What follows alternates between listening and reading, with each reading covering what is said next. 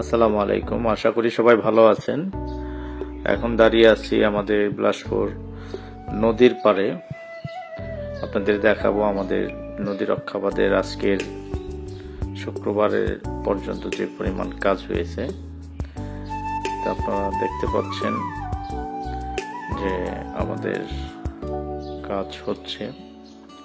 তবে একটি দুঃখের বিষয় যে আমাদের নদী রক্ষাবাদে সব জায়গায় ব্লকের মাধ্যমে হলেও আমাদের এখানে হয়তো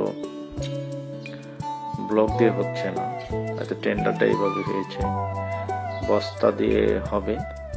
তারপরে আল্লাহর কাছে শুকরিয়া আদায় করি যে আমরা নদী ভাঙ্গন থেকে আমরা অন্তত বিলাসপুরের মানুষ রক্ষা পাচ্ছি ইনশাআল্লাহ, এবং নদীর পাড়ের সৌন্দর্য বৃদ্ধি পাচ্ছে। আপনারা দেখতেই পাচ্ছেন যে আগের যে নদীর পাড় এখন তার চেয়ে অনেক বেশি সুন্দর হয়ে গেছে এবং পরিবেশ সুন্দর হয়ে যাচ্ছে।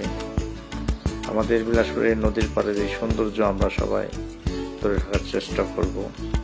সবাইকে ধন্যবাদ।